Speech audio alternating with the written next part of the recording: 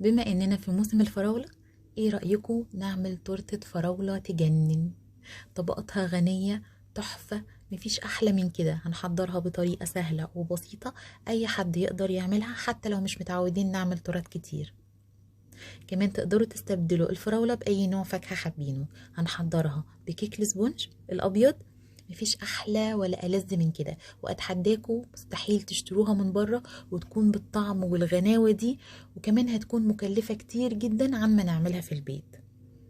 طرية، قوامها تحفة، غني وناجحة جدا إن شاء الله. وكمان التزيين بتاعها بسيط جدا. شايفين الطبقات وجمالها؟ لو أول مرة تشوفوني اعملوا متابعة الصفحة، لايك وشير، وتابعوا معايا الفيديو. أول حاجة هنبتدي بيها هنحضر الصينية اللي هنسوي بيها الكيك.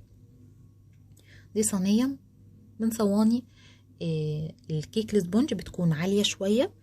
الصينية دي مقاس 24. هبتدي أبطنها بقطعة كده من الزبدة في درجة حرارة المطبخ. همشيها على كل جوانب الصينية لحد ما أغطيها تماما. وهحتاج كمان قطعة من ورق الزبدة. هتنيها في الأول على شكل مستطيل، وبعد كده هتنيه مربع، وبعدين مثلث ومثلث. بعد كده بعد المربع هنتنيها مثلثين اهو. هقلب الصينيه دلوقتي، والجزء المدبب احاول ان هو يكون في النص بالظبط، وهقص الورقه. النتيجه معانا هتكون ورقه على شكل دايره، هتغطي معانا قاع الصينيه. مش محتاجين اكتر من كده، ومش لازم نغطي كمان الجوانب بورق الزبده. كده الصينيه بقت جاهزه. هنحضر دلوقتي كيك السبونج، عباره عن 6 بيضات. هضيف عليهم معلقة كبيرة من الفانيليا السايلة، وكمان معلقة كبيرة من المحسن الجل، ونص كيلو دقيق سبونج أبيض جاهز، ونص كوباية من المية، مش أكتر من كده. وهنضربهم. نقدر نستبدل الفانيليا السايلة بفانيليا بودر، بس لو هنستخدم فانيليا بودر يعني يستحسن ان احنا نضيف كمان معاها معلقة واحدة من الخل، عشان نضمن ان شاء الله مفيش اي ريحة زفارة. وبالنسبة للمحسن الجل والدقيق السبونج موجودين عند اي محل بيبيع خامات حلواني. هنضرب الكيك بالمضرب، هياخد وقت من ربع ساعة تلت ساعة بالكتير. هيدينا القوام ده. هنلاحظ ان حجمه تضاعف ولونه بقى ابيض وتقيل اهو. دي النتيجة المطلوبة. ده قوام كيك السبونج المظبوط. هصب دلوقتي خليط الكيك في الصينية، ونكون مسخنين الفرن قبلها على الأقل ب10 دقايق على درجة حرارة 170 من تحت بس. الكيك هيدخل على رف أوسط. هياخد وقت تقريبا من ساعة إلا ربع لساعة بالكتير، ومش هنشغل الشواية خالص. هو هيستوي وياخد لون من على الوش بسيط، مش لازم يعني يكون الوش لونه غامق قوي. بعد ما وزعنا خليط الكيك في الصينية، خبطتها كده خبطتين وهدخلها الفرن رف أوسط على درجة حرارة 170 لحد لما الكيك يستوي. وبنختبره بالخلة أو عصاية الشيش طاووق أو بسكينة رفيعة. المهم لما تطلع معانا نظيفة يبقى كده خلاص الكيك بتاعنا مستوي وجاهز. هنغطيه بفوطة مطبخ نظيفة وهنركنه على جنب. لو هنعمل تورتة، الأفضل إن احنا يعني نحضر الكيك قبلها بيوم أو قبلها بليلة على الأقل. أنا عملت الكيك قبلها بليلة كاملة، وهنا تاني يوم هحضر دلوقتي الكريم شانتيه. عبارة عن ربع كريم شانتيه، ربع كيلو من كريم شانتيه خام غير محلى. هضيف عليه نص كوباية من السكر البودرة، وكمان من كوبايتين حليب أو 3 على حسب. نقدر نستبدلهم بالمية الباردة. هنضربه كويس جدا بالمضرب لحد ما ياخد القوام ده. ده قوام الكريم شانتيه المظبوط، يعمل معانا منقار كده ويكون تقيل وما يقعش معانا من المضرب أو ما يسيلش معانا. هجيب دلوقتي الكيك، هقلبه واشيل الورقة، ورقة الزبدة من تحت، وهبتدي اقشر الجزء اللي على الوش ده. وللأسف احنا ما نقدرش نستخدم الجزء ده في اي حاجة تاني، لان ده اللي بيكون فيه ريحة الزفارة. الوش الملزق ده بيكون فيه تلزيقة بسيطة. هنضف كويس، وبعد كده هبتدي اقطع الكيك. لو حابين ان الكيك يكون اعلى من كده نقدر نصغر مقاس الصينية، يكون مثلا 22. هقطع دلوقتي الكيك طبقات، ونحاول طبعا على قد ما نقدر ان هي تكون طبقات متساويه. هقطعه بترانش زي ده او بمنشار تقطيع الكيك، بيكون اسهل واحلى كتير. بس الحمد لله هنا الطبقات طلعت معايا متساويه وحلوه جدا. الكيك طري وحلو ومتماسك، تحفة، شبه الاسفنج بالظبط. واللي مدينا النتيجة دي ان احنا حضرناه قبلها بليلة، كل ما بيقعد معانا بيدينا نتيجة احلى، ومش لازم ندخله التلاجة، انا سبته على الرخامة لحد لتاني يوم الصبح. هجيب دلوقتي كيس تلاجة او كيس حلواني، انا استخدمت كيس تلاجة، وهاخد منه جزء من الكريم شانتيه اللي حضرناه اهو، وهربطه. اهم حاجة نخرج منه الهواء كويس، وهربطه بعد كده هعمل فيه فتحة بالمقص علشان اوزع بيه الكريمة. هثبت الكيك بقطعة كده على قاعدة الكيك، قطعة من الكريمة علشان ما يتحركش معايا، يكون ثابت يعني. وهبتدي اسقي طبقات الكيك دي. اول طبقة سقيتها بشربات خفيف، عبارة عن كوبايتين مية لكوباية سكر، يعني المية بتكون ضعف السكر. برفعهم على النار من غير ما اقلب. اول لما السكر يدوب يبتدي يغلي يعني بضيف عصرة نص ليمونة بس كده. ده الشربات الخفيفة اللي هنسقي بيه الكيك. وهوزع كمان الكريم شانتيه، حاول طبعا على قد ما اقدر ان السطح يكون متساوي. وكمان هضيف شوية من الفراولة. طبعا انا قلت نقدر نستبدل الفراولة باي نوع فاكهة حابين. بعد ما بضيف الفراولة وبنقطعها قطع صغيرة بيكون احلى طبعا زي كده، بلاش تكون قطع كبيرة هتضايقنا واحنا بنقطع التورته. هبتدي اضغط عليها بايدي كويس جدا علشان يعني تكون متداخله كده في الكريمه، وطبقات الكيك يعني تكون ثابته.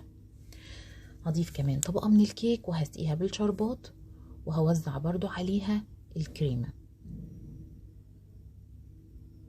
طبعا انا عملت هنا الكيك 3 طبقات، تقدروا تقطعوا ارفع من كده ويبقى 4 زي ما تحب،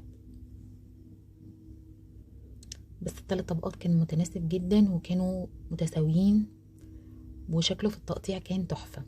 هوزع هنا كمان باقي الفراولة اللي مجهزاها وهضغط عليها، وهضيف اخر طبقة من الكيك. حاول كده ان انا اتأكد ان هما مستويين كويس فوق بعض، مفيش طبقة مايلة عن التانية. وهسقي كمان اخر طبقة من الشربات، وهوزع عليها الكريمة. هبتدي دلوقتي اجلس التورتة من على الوش والجوانب. طبعا التزيين ده حاجة ترجع لكم، تقدروا تعملوه بالطريقة اللي انتوا حابينها، تزينوا الكيك بالطريقة اللي انتوا حابينها، بس دي اسهل طريقة نقدر نعمل بيها الكيك، مفيش اسهل ولا احلى من كده. هجلس وش الكيك والجوانب كويس بالكريمة اهو.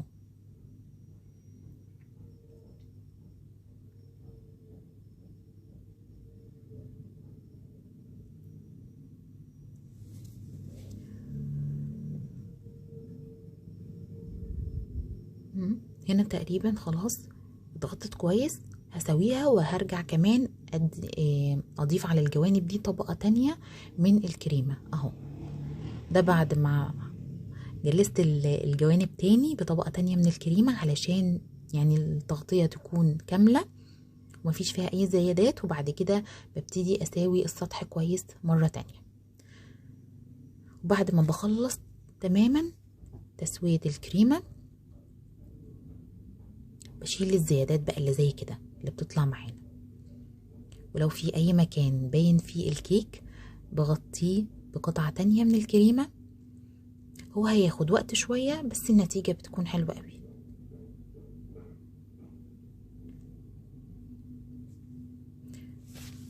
وعلشان هضيف جيلو فراولة او اي طبعا جيلو فاكهة لازم السطح يكون على قد ما نقدر مستوي كويس يعني متساوي.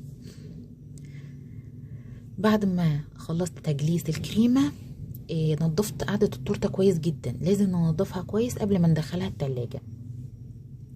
ولو لاحظنا ان الكريمة بتاعتنا مش شادة كويس ندخلها التلاجة، وبعد كده نضيف عليها جيلو الفراولة علشان يدينا الشكل المظبوط. ضفت هنا جيلو الفراولة، وطبعا ده انا شارياه كمان جاهز وموجود في اي محل بيبيع مستلزمات او خامات الحلواني. حطيته كده في كيس تلاجة او كيس حلواني، وفتحت فيه فتحة صغيرة جدا، وابتديت ان انا اوزعه كده واعمل منه زي خطوط نازلة على الكيك. طب ليه انا ما حطيتش جيلو الفراولة على الكيكة كلها من فوق؟ على سطح الكيكه كلها وسبته ينزل براحته، علشان انا عايزه اعمل روزيتات او وردات بسيطه من الكريمه. لو انا عملت كده ووزعت الجيلو على التورته كلها، الوردات مش هتثبت معايا وهتتزحلق. طبعا مع نزول الصوص ده هتتزحلق معاه ومش هتبقى ثابته وشكلها مش حلو.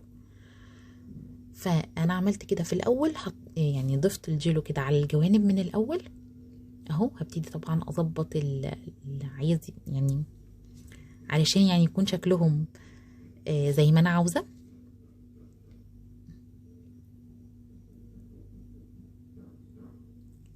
واحده واحده كده كده تمام.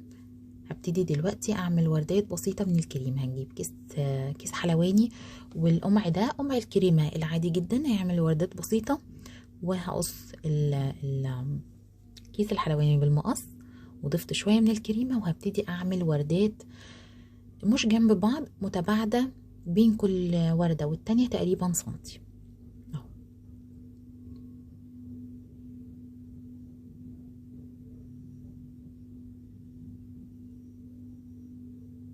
دي اسهل طريقه لتزيين الكيك، مفيش اسهل من كده. بعد ما وزعت الوردات كده على جوانب الكيك، هبتدي اجيب جيلو الفراولة وهوزعه في النص بمعلقة بقى، سباتيولا، سكيوبر، ايا كان. هنبتدي نوزع الجيلو ده ونحاول نخليه يغطي سطح الكيك، وكمان يغطي الجزء اللي باين ما بين الوردات. بالراحة كده، ونخلي بالنا علشان ما يجيش على الوردات اللي احنا حضرناها، او كمان بالمعلقة يعني نحاول ان احنا ما نبوظش شكلها. اتبقى معايا شوية من الكريمة، عملت كده وردة كبيرة في النص. الوردة الكبيرة في النص انا مش هقلق منها، مع ان هي فوق الجيلو بس مش هتتزحلق علشان هي في النص فثابتة. هجيب وحدات من الفراولة، حبات كده فراولة، وما شلتش منها الورق الاخضر بتاعها عشان يكسر معايا اللون. وابتديت ان انا اغطسها في جيلو تلميع للفاكهة، برضو موجود عند اي محل بيع مستلزمات الحلواني، ووزعتهم فوق التورتة. وكمان معايا كريز احمر قطعته نصين وضفته على الوردات اللي احنا عملناها بالكريمة. بقت تورتة تجنن، مفيش احلى من كده. طريقة التزيين تحفة، الكيك ناجح معانا. لو هنضرب خليط كيك الاسبونج بالعجان بياخد وقت اقل من كده، بالمضرب بياخد تلت ساعة. واهم حاجة مدة الضرب عشان تطلع معانا الكيك مظبوط زي كده. دلوقتي بعد ما قطعت الكيك، شايفين الطبقات تحفة تجنن، مفيش احلى من كده، والطعم رهيب. اتمنى فعلا انتوا تجربوها، ان شاء الله هتعجبكم. وزي ما قلت لكم تقدروا تستبدلوا الفراوله باي نوع فاكهه حابينه. وبالنسبه للشربات اللي احنا سقينا بيه الكيك، يا ريت ما نستبدلوش بميه كمبوت. لو هنستعمل كمبوت يا ريت ما نستبدلوش بميه كمبوت، لان لو التورته قعدت معانا لتاني يوم طعمها هيغير. يا رب يكون الفيديو عجبكم وتجربوها بطريقتي. هستنى رايكم في الكومنتات. ما تنسونيش لايك وشير لو عجبكم الفيديو، ومتابعه الصفحه، وكومنت حلو منكم. والسلام عليكم ورحمه الله وبركاته.